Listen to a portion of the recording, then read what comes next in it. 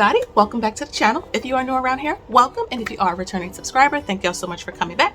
I do appreciate all of you guys being here. So today we're going to be doing our long-awaited net worth video for July 2022. Now my family and I, we are on this journey to achieve something called FIRE, which is financial independence.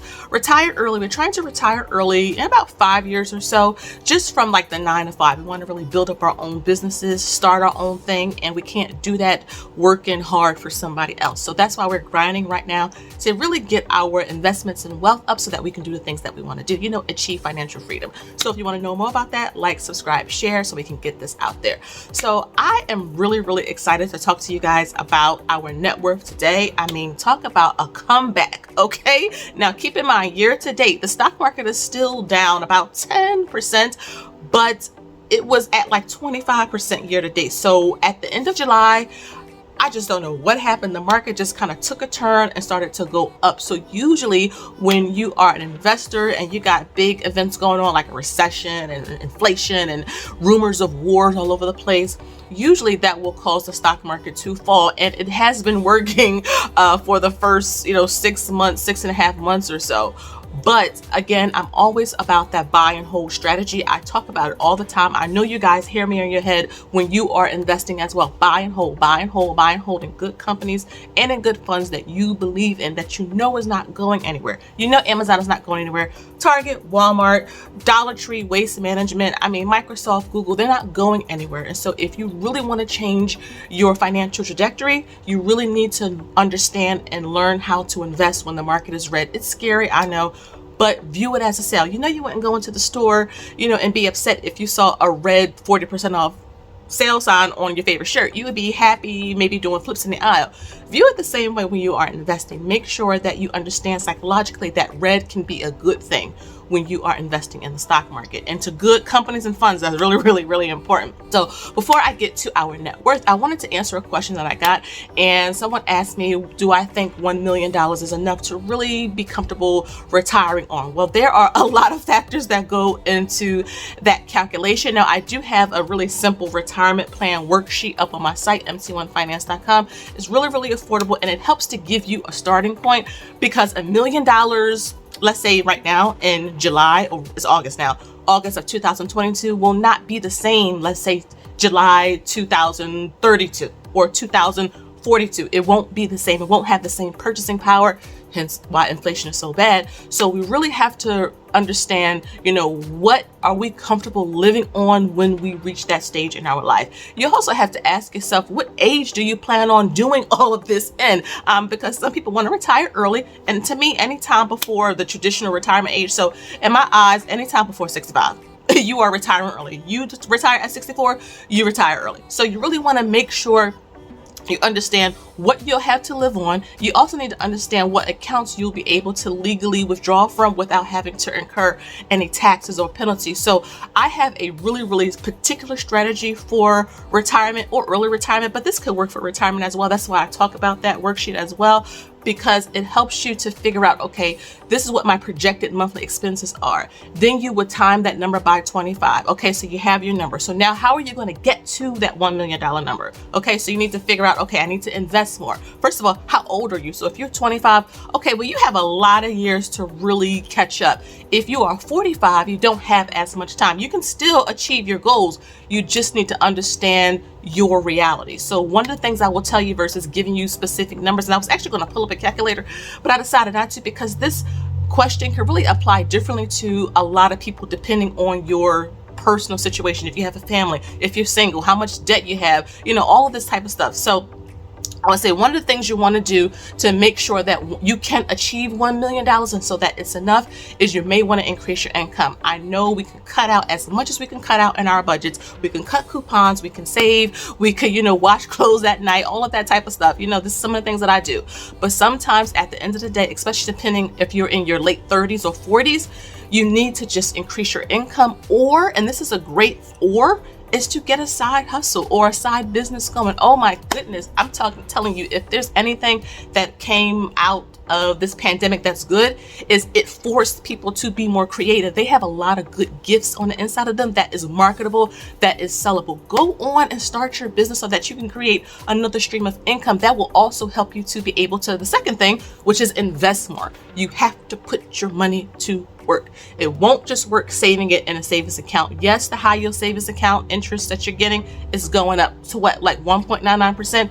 It doesn't hold a candle to investing in the stock market, okay? You must invest. I can't stress that enough. You have a 401k at your job. You don't need to max out a 401k or a Roth IRA. Just get started. And then slowly over time, once you get your budget kind of secure, then max it out. But if you are confused and you're trying to figure out where to start, that's why my channel is here. And I'm always telling you guys just to start slow. Start putting some money into your 401k, especially if you get a match.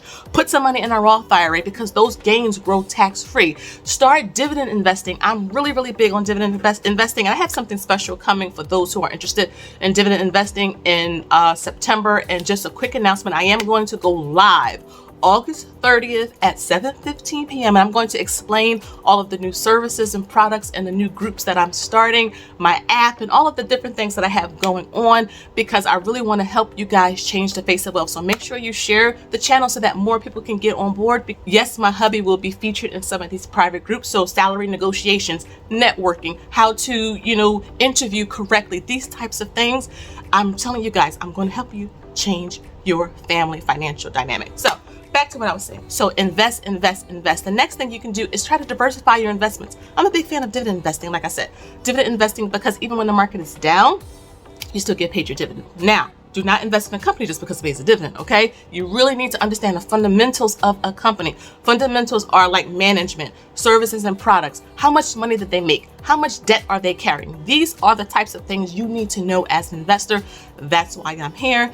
That's why I'm starting some of these side groups starting in September. But like I said, save your coins so that y'all can be ready, because when I announce and launch this, I'm only going to have a limited number of spots available, okay? But so increase your dividend income if you can. Then try to get some passive income. So I know a lot of you want to get into real estate. You're interested in it. You want to know how you can get started. I have a video coming out about that. So there's a lot of things you can do to really push your money in the direction you want it to be. So when you do retire, you can have $1 million plus if that is your desire.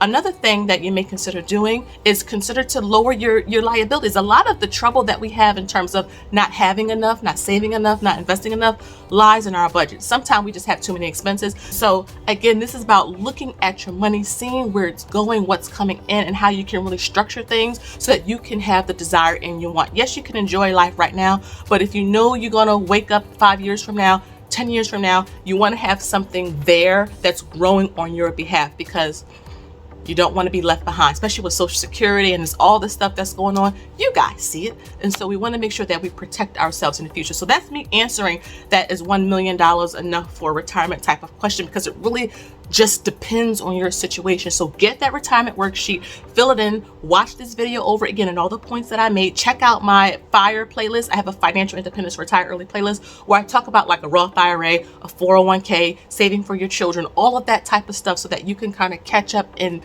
be secure. That's what we're trying to be, have security for ourselves, if that makes sense. So let's talk about our net worth, okay? So it was good. It was good. Now, year to date, we're still down, but we went from like 23% now to like about 10%. So it made me think, like, do we hit the bottom in the stock market? I was looking at a chart, and I don't talk about charts on this channel, technical analysis, because I know I will confuse a lot of the people who are new on this journey, but I will start talking about that a little bit in the private sessions, in the private groups as well, because I want you to learn how to read like a 30-day moving average. And I want you to be able to look at a chart and be able to see, okay, this is the bottom of a particular company or the S&P 500, and maybe this is a good time to actually buy on the dips or the low lows. But I was thinking, like, were we at the bottom? Like, did we really hit the bottom in the stock market? Because it sure seems like it. Again, I can't predict the future. I'm not a financial advisor. All I'm doing is buying and holding, and I'm looking at charts. And so the way that our money came back with a vengeance at the end of July really changed everything in terms of our entire net worth for the month. So assets. These are all things that we own that's of value. So our current investments, and I separate investments from retirement because investments are our taxable brokerage account. If you don't know what a taxable brokerage account is, check out this video somewhere up on the screen. I talk about it. But basically, these are accounts that are the most liquid when it comes to your investments. I can literally go to Robinhood or Interactive Brokers and take that money out today and not have to worry about a penalty from the IRS. Okay, so that's why I love taxable brokerage accounts, because they're most liquid. So the total of our taxable brokerage accounts, and you'll see like screenshots up on the screen if you haven't already, is $117,891.35. Next is our retirement. So this is like the 401k, the HSA, the Roth IRAs, things like that. The total in those is $236,647.29. Moving on to real estate. So we have 3 houses, okay? We have 1 house that we live in and we own 2 rental properties. So the value on those is a whopping, I mean, like seriously, $1 million. Yes, $1,030,600. The real estate values have exploded in the last 2-3 years now. Ever since the pandemic started, the real estate values has literally gone up almost 50%, at least 40 where I am, and I'm in the northeastern part of the United States. I mean, they're leveling off a little bit, but I mean the values are still high. I mean, it is what it is, right? Next we own is 2 cars, and so like I said, we do count cars as an asset. We don't have any car payments. Our cars are paid off, and those are valued at $15,426. Moving on to cash, savings, and I-bonds. If you don't know what I-bonds are, check up this video somewhere up on the screen. But our total there is $49,283. Moving on to crypto, NFTs, and metals. The total of those is $10,633.02. I do think crypto is starting to make a comeback too. I think the bottom was around the end of June as well, when I saw Ethereum at like $800 some odd. That was a great buy-in. So again, I'm just excited to see like some movement up, because if you've been investing like me, we've been investing through the red and the redder and the reddest. Okay, so it's nice to see a little bit of green.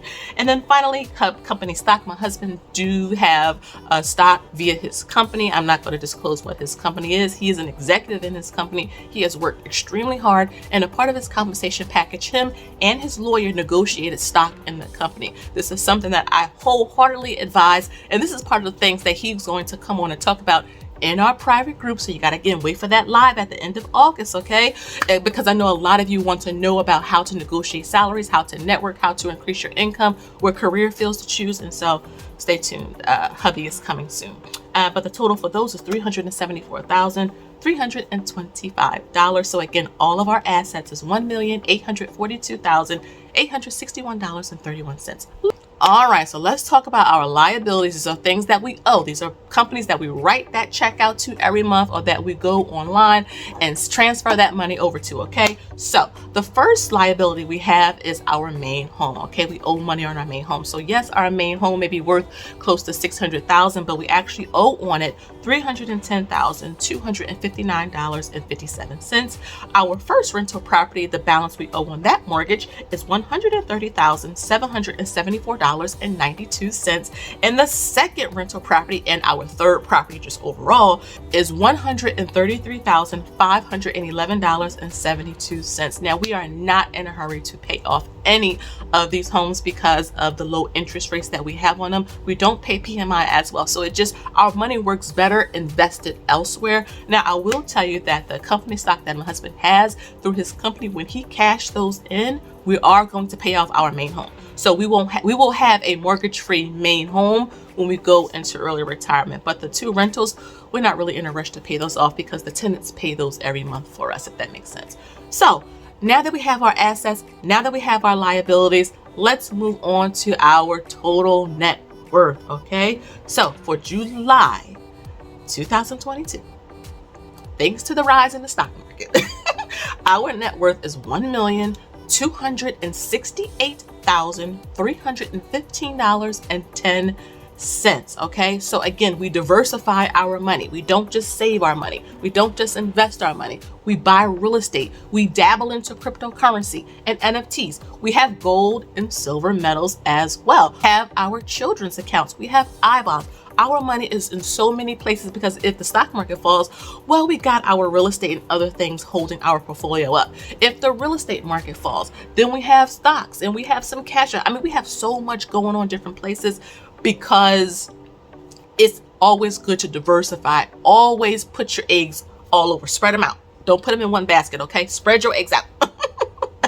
Spread your money out, okay? If that makes sense. It grows the best that way, and it provides stability over the long term as well. So I'm really am excited. If you need more help, if you need a one-on-one, feel free to book a session with me. I have 15, 30 minutes and an hour, okay, where you can come, we can share screens, and we can talk as well. So that's pretty much our net worth. You're going to see a screenshot on your screen of our net worth spreadsheet, because I'm a big fan of spreadsheets. I just wanted to change it up a little bit, but I love tracking everything here. It's automated. I don't have to worry about inputting all the numbers and just all of the other type of stuff. I just love tracking my stuff via a spreadsheet, but I wanted to put it on, put it up a different way this video to see, make it easier to follow for you guys, because I know it's a lot. There's a lot going on, okay? So make sure you stay tuned for my next video that will be talking about our passive income for the month of July as well. And then I have a FIRE update, early retirement updates. I know you guys want to know, like, what's the numbers looking like? How are you guys doing with that? And so stay tuned for that. I got a lot of good videos coming up, so make sure you guys stay tuned. Some really good stuff. So again, if you have any questions, let me know down below. Please don't forget to like, share, and subscribe. And until next time, y'all already know, I'll see you in the next one, okay? Have a good one. Bye-bye.